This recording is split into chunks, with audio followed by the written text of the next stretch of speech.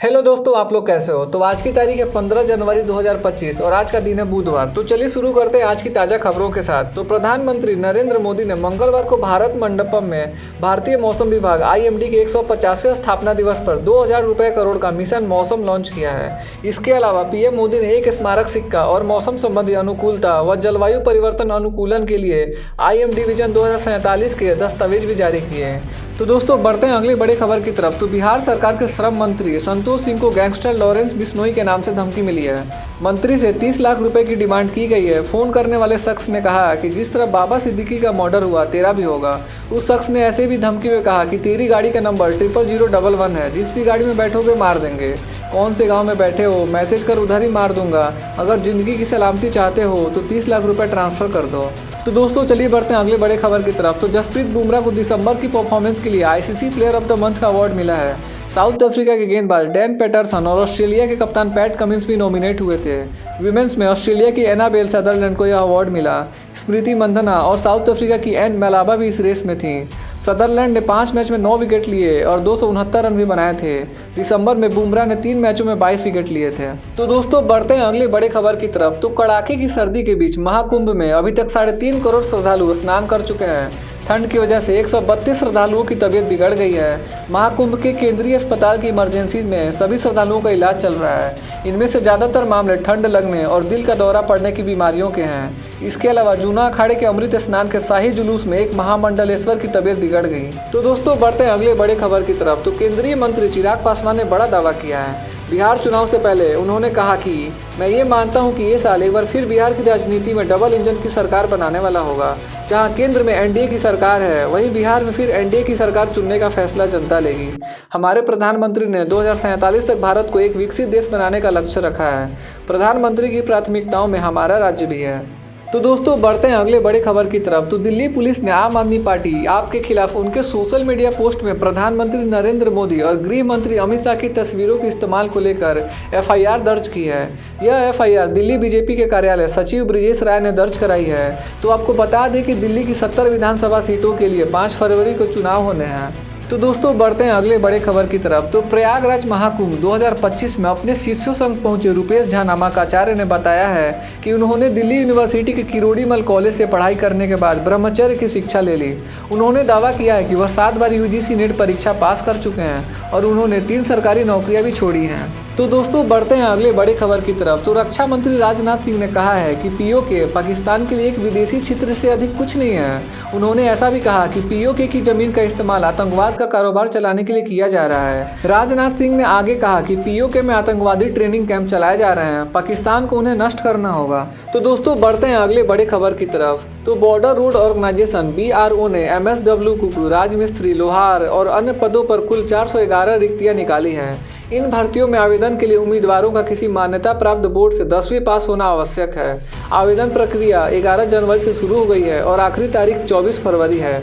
18 से 25 साल के लोग इसके लिए अप्लाई कर सकते हैं। तो दोस्तों बढ़ते हैं अगले बड़े खबर की तरफ। तो NCP प्रमुख शरद पवार ने कहा है कि इंडिया ब्लॉक का गठन सिर्फ राष्ट्रीय स्तर के चुनाव के लिए किया गया था। उन्होंने ऐसा भी कहा कि इंडिया ब्लॉक में कभी भी राज्य और स्थानीय निकाय चुनाव को लेकर कोई बात नहीं हुई थी। पवार ने दिल्ली विधानसभा चुनाव में अरविंद केजरीवाल की मदद करने की बात कही है। तो दोस्तों बढ़ते हैं अगले बड़े खबर की तरफ। तो यूपी के CM योगी आदित्यनाथ ने बताया है कि मंगलवार को मकर संक्रांति पर महाकुंभ 2025 के पहले अमृत स्नान पर 3.5 करोड़ से अधिक संतों व श्रद्धालुओं ने त्रिवेणी में आस्था की डुबकी लगाई। CM योगी ने ट्विटर पर कई तस्वीरें भी शेयर की। इसी मौके पर प्रधानमंत्री नरेंद्र मोदी ने भी कई तस्वीरें शेयर की। तो दोस्तों बढ़ते हैं अगली बड़े खबर की तरफ। तो रिपोर्ट के मुताबिक भारतीय टीम के मुख्य कोच गौतम गंभीर यशस्वी जायसवाल को भारत का अगला कप्तान बनाना चाहते हैं। रिपोर्ट में बताया गया है कि चयनकर्ताओं ने रोहित शर्मा के उत्तराधिकारी के तौर पर ऋषभ पंत का समर्थन किया, जबकि गंभीर ने जायसवाल का नाम लिया।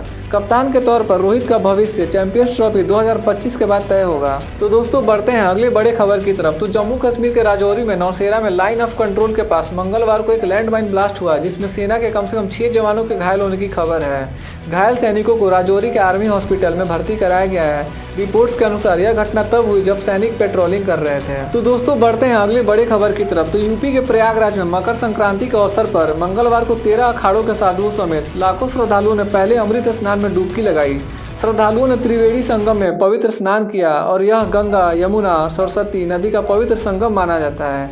गौरतलब है कि महाकुंभ मेला सोमवार को शुरू हो गया है। तो दोस्तों बढ़ते हैं अगले बड़े खबर की तरफ। तो चीन में तेजी से फैल रहे HMPV वायरस के भारत में अब तक 18 केस सामने आ चुके हैं। सोमवार को पुडुचेरी में एक और बच्चा इस वायरस से संक्रमित मिला है। देश में इसके सबसे ज़्यादा 4 केस गुजरात, महाराष्ट्र में 3, कर्नाटक में 2, तमिलनाडु में 2, यूपी में 1, राजस्थान में 1, असम में 1 और पश्चिम बंगाल में 1 केस सामने आया है। ये वायरस बच्चों को अपना शिकार बनाता है। हालांकि सरकार का कहना है कि ये खतरनाक नहीं है। तो दोस्तों बढ़ते हैं अगले बड़े खबर की तरफ। तो टीम इंडिया के BGT सीरीज हारने के बाद BCCI खिलाड़ियों और उनके परिवार को लेकर सख्त हो गया है। बोर्ड ने कुछ नए और सख्त नियम बनाए हैं, जिनके मुताबिक अगर कोई टूर्नामेंट 45 या उससे ज़्यादा दिनों का है तो परिवार को खिलाड़ियों के साथ सिर्फ 14 दिन रहने की इजाज़त होगी। इससे कम अवधि के टूर पर परिवार खिलाड़ी के साथ सिर्फ 7 दिन रह सकेगा।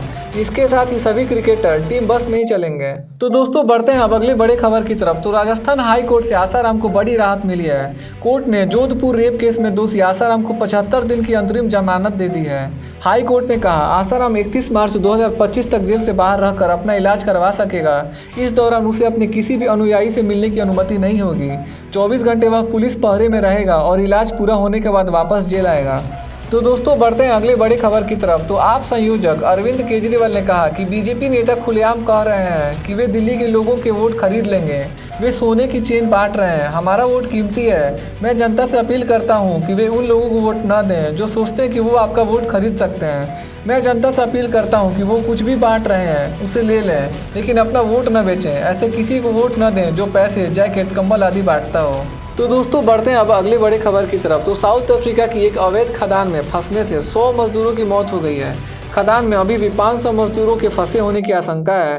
2.5 किलोमीटर लंबी इस बंद पड़ी खदान में मजदूर सोना निकालने के लिए घुसे थे, लेकिन खदान धंस गई।